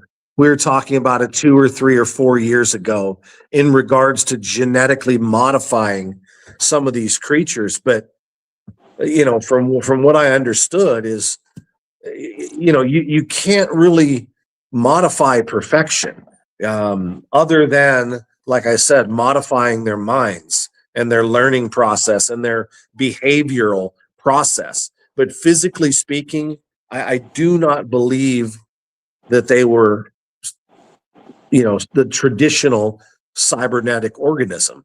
But what the hell? I don't know everything. I mean, some of the stories in the wars, the Korean War, the Vietnam War, where some of these beings were used. And, all the way up until most recently, when the Dogmen were employed in some of these deep underground military bases within the last 6 years in order to combat some of the remaining reptilian forces that humans had a very, very difficult time with for a multitude of reasons. But one of the main reasons, and this information comes from Simon Parks, who has a great deal of connections with the Pentagon and some of the good groups in the Pentagon. He's got, well, let's just say he's connected in that way. But these dogmen are not susceptible to the extreme mental control, the telepathy that the reptilians can use on human soldiers. They can create this massive trauma in your brain that's similar to panic and causes you just to wig out and go crazy, and you can't fight properly. But the dogmen and the werewolves were not susceptible to that, as well as other things. And one of the things he was saying in regards to the Dogmen is their ability to use swords, like samurai swords. They use a sword in each hand, and they're extremely effective in close quarters with that type of weaponry against any living being. So I know that they were used in certain regards in that way in these underground bases. Ooh, that's interesting. Speaking of underground bases, I'd mentioned I've been at the LBL, Land Between the Lakes, a lot lately, 3 times in the past, 3 or 4 months now. And Anna here, Cryptid, Kentucky, was with me. Okay. And at least, I don't know how, all 3 of the times, I think. I don't know, Anna. I've seen you a lot lately. Okay. I love you, girl. Thank you for being here tonight. Anna lives up in Kentucky. And she's reminded me, she said, Jess, remember those random jugs sitting back in the woods with Gatorade type packets when we were out deep in the LBL? There's no doubt there's some kind of military operations going on out there in the woods. We did find some weird stuff out there in the middle of the woods, in the middle of nowhere. There's no doubt. There's no doubt. That is 100% true. The guard is changing. The guard has been changing for the last 10 years, where these black ops, where they were strictly black ops military groups. And over the last 10 years, the good guys have begun to infiltrate and take over the leadership of some of these rogue groups, black ops groups, 3-letter agency groups. And a lot of those programs have been slowly being shut down from within, which is good. I still don't know the status of the number of beings that are out in the national parks. There could, like I said, there was 150,000 of them that we created just a couple of years ago, and they were all spread out through the different national parks and the wildlife refuge areas all over the country. So I don't know what the good guys' plan was for those creatures, other than, I hate to say it, but individually hunt them. I don't share the same opinion with many of the people saying that they're, evil, and, granted, many of them are, and many of them have killed humans, and many of them probably have to be dealt with in that way. But I do not believe in any way that the entire species is some sort of a hellhound or a demonic being that was sent from, I simply don't believe that. But, when humans or werewolves or dogmen are manipulated by the military their entire life, they could spring a gasket, and absolutely they could be bad to the bone, bad to the core. I absolutely know that. And I think that is the majority. My opinion has always been that all of these dogman encounter murders have been by the government-controlled dogmen. I do not believe the wild ones attack people by any stretch of the imagination. I can't disagree with you at all on that. And I would have to agree with you. I think that they're maybe assassins and stuff. That's what I think. But yeah, we just, the amount of dogman reports that we get, they're not violent. Okay, but we do hear about the ones, families and people that have gotten, a lot of these attacks have happened at the LBL where I was. That's where we hear about. It's notorious for, recently there have been deathbed confessions. I think there's been another deathbed confession. Okay, not just the one from that from the bay where there was a Tennessee or Kentucky fishing game warden, like a fishing game employee, that claimed to have seen a couple walk out of their tent and get ambushed by a dogman and ripped to shreds. And he said that on his deathbed confession. It's on video. I've seen it. And I think there's been more since then. Somebody just told me that the other day. There's been some more deathbed confessions about some of the things, some of the attacks they knew about at the LBL. Okay, so there's been plenty. mhm. Like I said, for the statistics from the database of this Langley, Virginia breeding center was somewhere in the neighborhood of about 300 to 400 people every year are killed by dogmen since back in the way back the 70s or 80s.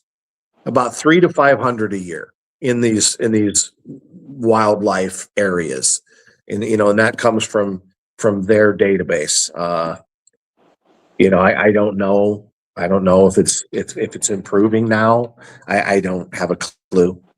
But none of those stories are public, and they have means and people to make those stories go away. Plain and simple. To the level that people have no concept that there are individual 3-letter agencies that are not public, that are strictly for those purposes, for making problems disappear, making people be quiet, making dirty messes clean messes. So there's a lot. And when you really start getting into the ins and outs of these government agencies that are strictly there to sort of harm the people in one way or another, take advantage of us in one way or another, it starts making you sick. And you don't want to keep looking down those rabbit holes for long. It's a bunch of Agent Smiths, Nick. Bunch of Agent Smiths. Yeah. Indeed. I don't know. Yeah, when your perception changes, you start seeing everyone, not everyone, but a lot of people around you in your personal life and on the micro and the macro. You start seeing the whole world is just a bunch of Agent Smiths, basically, is what it feels like. At least it is in my case. Truman Show, Agent Smiths, The Matrix, all that, and The Fallen, all mixed into one. They get activated, and I've seen it happen. I've seen it face to face where one of those Agent Smiths were activated, and then something happened, and they become deactivated, and they regained their normal consciousness, and they don't know how they got where they got. They don't know what they were doing, what the problem is, and you can see the actual shift in their eyes. It's from one person to a totally different person, and I've seen it more times than a couple. I've had several encounters in the last, let's say, decade with Agent Smiths. Just random people that you just happened upon, and they all of a sudden they're crazy and they want to do something, and then maybe you do something and snap them back into reality, and their eyes change. It's usually their eyes go from hate to fear to like, oh my God, what am I doing? What am I thinking? And I gotta go, and they run off or drive off or I got some weird stories in regards to those kind of things, man. Oh yeah. Now we've got those, what are those, the people that have the Neuralink and stuff in their brains and their eyes turn white? I don't know if you've seen that. Maybe it's just CGI. I don't know. I have not seen that. Yeah. No. Don't get the Neuralink, y'all. Okay. But yeah, I don't know. It kind of makes me want to move to Antarctica sometimes. I don't know. What does Antarctica have to do? What does Antarctica have to do with all the disclosure we got going on right now and the ice wall and all that kind of stuff? I know we were maybe going to talk about that tonight. You know what? Let's talk about it in a few minutes. I actually have to go very shortly. But yeah, let's look into that because the truth of the matter is this planet is controlled from there. That's the big secret. How exactly it works is things that most people don't know. And there are a lot of people, cosmic historians, that wouldn't completely see eye to eye with my take on it. But my take has been developed over a very, very long time with a massive amount of research and lots of different angles. And you take information from here and you throw away the stuff that doesn't work, and so on and so on and so on. I mean, I'm sure most of you people on here are very familiar with how to do long-term research. And sometimes you're wrong several times. And eventually, with enough trial and error, you sort of know what you're doing. Anyway, Antarctica is the last true starport that's active on this planet. In the past, for instance, what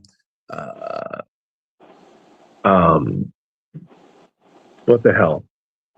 What am I thinking? Not Lemuria, Atlantis. I'm sorry, I had a brain fart again. Atlantis was a starport.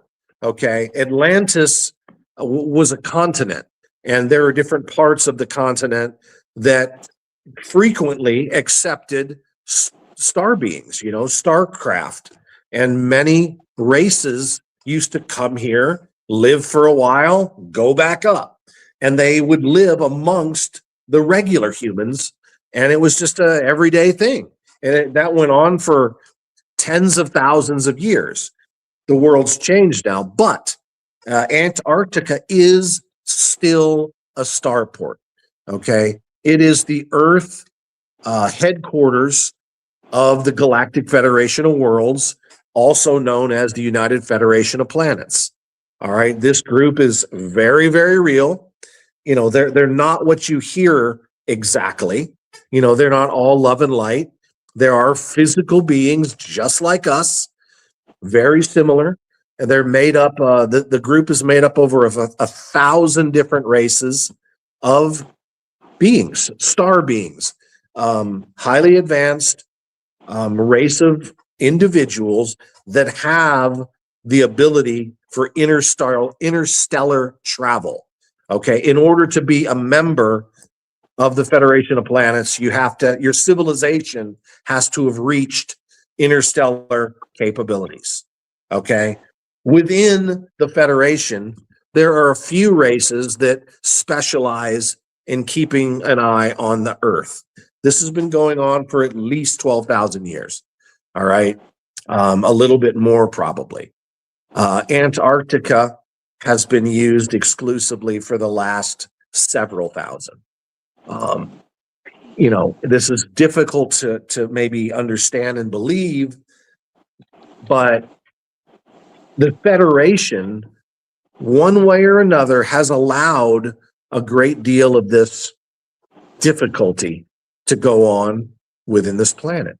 One of the reasons is because this surface population of us is not the only population of this planet. Okay, there is a much older, more advanced race that's inner Earth, and within that race is the Cabal. They are part of that race. Where did the race come from? Lots of different places. We're talking about humans, human hybrids, different star races that are also human, that originated from Lyra and spread around this part of the galaxy in the Lyran Wars, arguably 200,000 years ago. And they've warred with the reptilians, and they spread out and occupied hundreds of different planets and many different star systems over that period of time. Some of them are here. We are the relatives of some of those groups. Anyway, so the Cabal, the inner Earth group, and they're not all bad. It's very complex. Just some of the upper levels are. And this group, this inner Earth group, has been the group that represented Earth for a very long time. And they have met with the Federation for a very long time from underneath Antarctica. Okay, Antarctica is a landmass that contains many, many off-world bases of many different off-world groups. Okay, as well as on-world groups. Governments have bases there. Antarctica connects to tunneling meglift trains that can go anywhere in the world. You can go anywhere in the world in cities underneath the surface from Antarctica. And many off-world groups do that. Most are benevolent. Some are not. Some are the groups that you read about. The reptilians are mixed in there. Some of the tall grays from the Orion group, the Mitra, the Nibu, and others. There are groups that claim in the public eye are benevolent, but maybe they're not so benevolent. Maybe they don't have their best outlook for humans. Maybe they see things from a much higher perspective.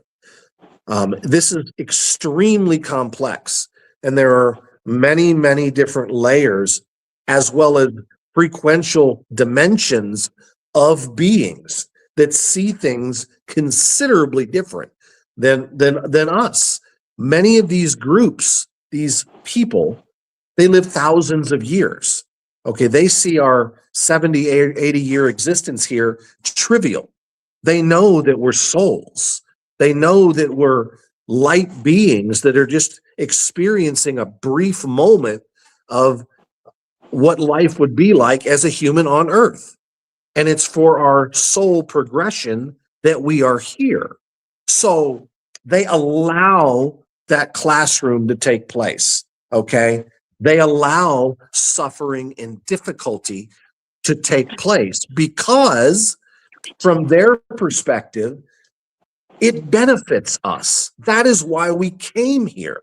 That is why we incarnated on the knowingly most difficult place in this part of the galaxy to live. Okay, it's well known. Okay, you got to understand, we're talking about thousands of races of people out there. Many are human like us. Many of them walk among us day to day. You cannot tell the difference. Many of them are in our government. Many of them, well, let's just say they're out there. Some of them stay a while. Some of them live here for a few weeks, a few months, a few years. Some come back and forth daily. Anyway, so Antarctica is that place where all of the meetings take place. Groups from the governments, groups from the secret societies sometimes will get to go. Mostly it's the cabal under Earth that will meet with the off-world groups of the Federation. You know, but there's been trouble.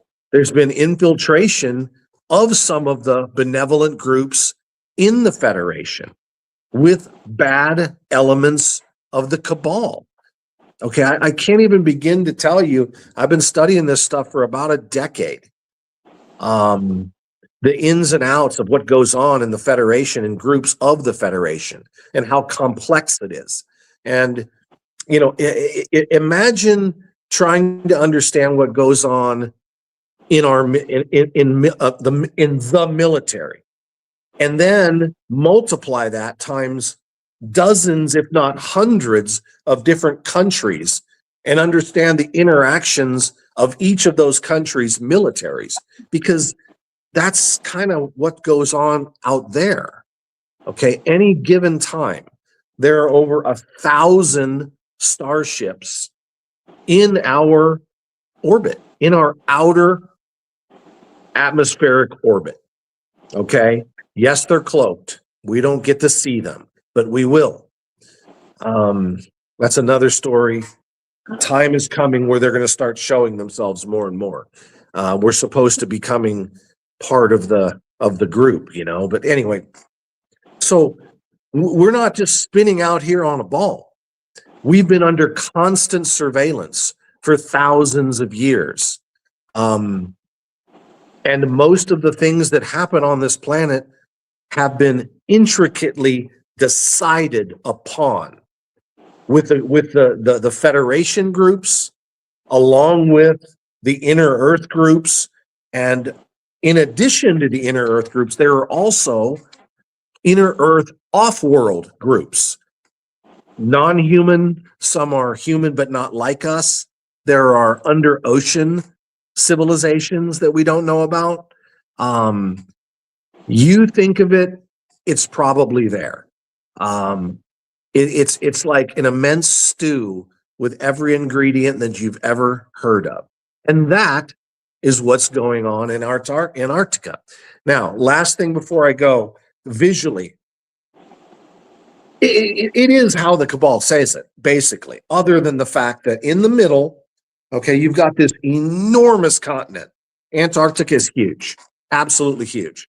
And there are ice walls, like if you were in a ship and you come up to it, it's an endless ice wall, but it's not like the flat earthers are talking about. Okay, so there's a bunch of bases, surface bases on the perimeter of the continent. There are 12 different countries that are cooperating, that have bases. They have ships, warships that are constantly surveilling around the circumference of Antarctica. Between 8 and 12 countries at all times, they're cooperating. In the middle, in the very, very middle, there is a wall. Okay, this wall surrounds an area of greenery. Okay, and this area that I'm speaking about in the middle is about the size of Great Britain. So it's a big freaking area. And around this green, pasturey, meadowy environment is a wall. It's said to be about 300 feet high. So very high. 300 feet high. And it circles this entire green area. So in the middle of this green area, in the middle of this Great Britain-sized location, in the middle of Antarctica, is an entrance to the inner Earth. Okay, it's a hole. It's a gradual hole. It doesn't like just drop off like it gradually opens up into a hole. And it's a couple 100 miles wide, maybe. So really, really big. And at all times, you'll see between 25 and 50 to maybe even 100 starships going in and coming out of that opening into these bases that are in there, that are under the ice, underground. All right. There are also military planes of all sorts. There are commercial type civilian looking planes that are probably owned by extremely rich people. And occasionally your Gulfstream, extremely expensive private planes that are in and out of that area left and right. So it's very busy. It's very militarized. And there's a constant flow of off-world ships from many different races in and out of there at all times. So that's what goes on there. And that's why it's off limits to us common folk, I guess. It's just too advanced for us little people, I guess. Oh, and then some. Yeah. So much is going on there that people have no concept of what goes on there. And even most of the time, no surface humans, not even the richest, not even the most powerful, get to go. Recently in the news back, I don't know, several years ago, there was a big deal where some of the higher ups from the United Nations got called in, along with some of the top people in some of the secret societies, some of the top groups of the Illuminati. Occasionally we'll get to be part of some of these meetings, but nobody really we would really probably know. I think one time some of the people that we would know got invited, but it's usually the inner Earth elites that we've never laid eyes on that go, and they make decisions for us. they consider us the animals. That's what they call us, the animals. Yeah. Well, I used to be a party animal back in the day. I don't know. Does that count? Just kidding. That's But really sad. as It's really bad as cool all too. that sounds, you guys, that's the way it has been for 12,000 years.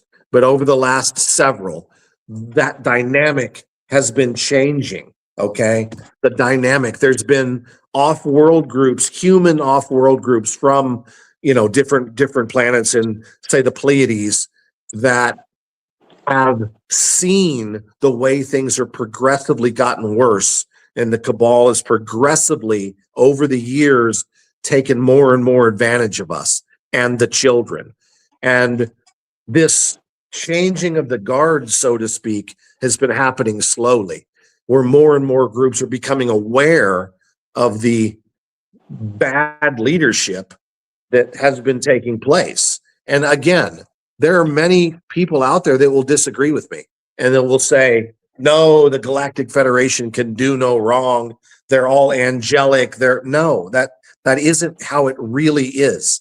Maybe the higher ups and higher densities, the light beings, but there are many just like us that are in the physical, that fly around in ships, that wear clothing, that they're just like us, except they live somewhere else. And the complexity is very similar to Earth too. So those are some of the things going on. Take what you want, and what doesn't resonate, feel free to not believe. It's okay. But it's confusing. It's a lot of stuff going on. I think it's fantastic, Nick. I want to thank you so much for being here tonight and going down these wild and crazy rabbit holes and just putting out some true disclosure on the show. I feel like we always get these downloads like every time you're here. It's just like almost an overload, but it's a good thing. It's like a download dump is what I like to call it, in a wonderful way. So thank you for that. I tell you, yeah. I mean, there's a lot. I mean, I got a hold of a transcript, a Taigetan transcript from the Federation Archives, the Federation of Planet Archive of the Prime Directive. I read some of it on one show I did. The actual Prime Directive that's legendary from Star Trek and the like. But the Prime Directive is very, very complex and lengthy and intricate. So it kind of gives you an idea of the reason that we're so kept in the dark. If you want, I can read a little bit of it before I go. Sure. Please. If I could just find it. I have so much crap here, but that's something that people think is fiction. They really do. But the Federation and the Prime Directive on the handling and the methodology of handling Earth and Earth affairs is absolutely real. Actually, here's some of it here. I'm going to put some spectacles on. Now, this is, like I said, this came through a Taigetan database source, but it is the Prime Directive that is in the Galactic Federation archives. Elena Denon and a few other people have talked a little bit about it, but not to this level or this length. This is Chapter 1, Article 2, starting at paragraph 7. And this will just give you an idea of why life is the way it is here and why it's so difficult to know anything. Okay. All right, let's see. Nothing within these articles, the Federation should authorize the United Federation of Planets to intervene in matters that are essentially the domestic jurisdiction of any planetary social system, nor shall require the members to submit such matters to the settlement under these articles under the Federation. Even they have legalese bullshit. All right. This principle shall not prejudice the application of the enforcement under Chapter 6 as the right of each sentient species to live in accordance with its normal cultural evolution as considered or is considered absolutely sacred to the Federation. No Federation personnel may interfere with the normal and healthy development of any alien life culture. Such interference includes the introduction of superior knowledge, strength, or technology to a world whose society is incapable of handling such advantages wisely. The Federation personnel may not violate this prime directive, even if their own lives or the lives of the ship is in danger, unless they are acting to right an earlier violation of accidental contamination of said culture. This direction takes precedence over any and all considerations and carries with it the highest moral and ethical obligation. This Federation cannot expose an evolving species or culture to technology this species have not yet developed on their own. It is not permitted to make contact with lesser races unless they are threatened by an outside source or race. It is the Federation, it is forbidden to communicate with any native resident of this lesser developed race or culture with any device, appliance, machine, tool, weapon, or invention representing an improvement upon the current science or technology that already exists upon their planet. It is absolutely forbidden to present members of any lesser developed race or culture any kind of proof that would demonstrate the existence of the United Federation of Planets and of their members, including all technological gadgets or machines of all sort, be they existing ones or future developed priority to the Federation member. And this is the last paragraph I'm going to read. Okay. And this is interesting, this last paragraph.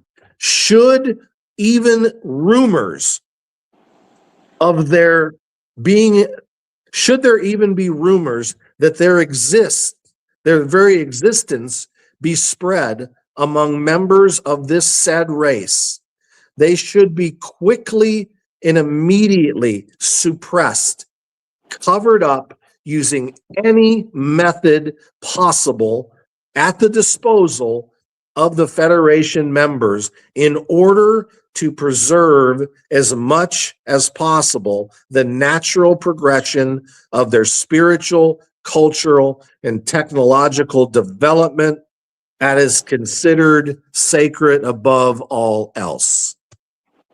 And you said you got secret society members going down to meet with these people. There you go with your Agent Smiths, everybody. So that is one of the reasons things are so immensely secret. Even a rumor that we are controlled by a higher off-world force needs to be squashed at all cost.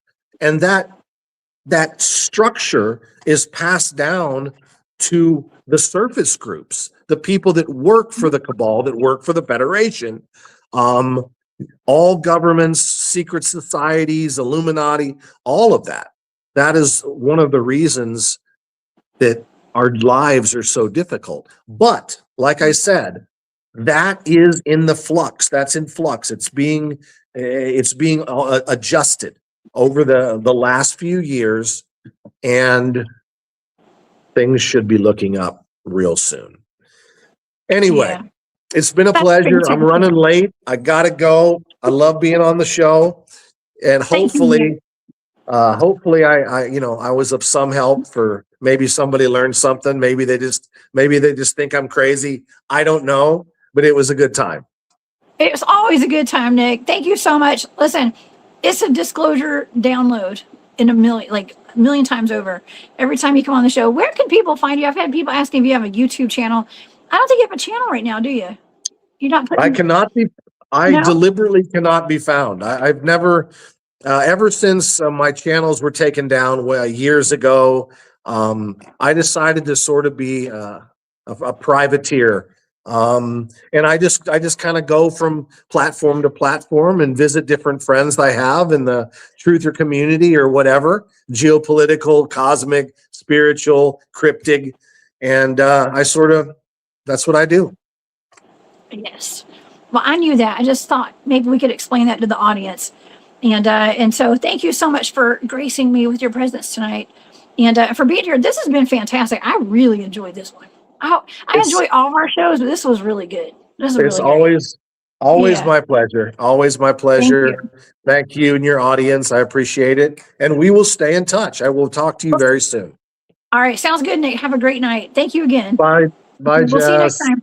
All right. Bye. Oh my gosh, y'all. I just love Nick to death. I don't know about y'all, but I got another disclosure download dump tonight. And yeah, that was fun. We just connected so many dots right there. And I absolutely loved it.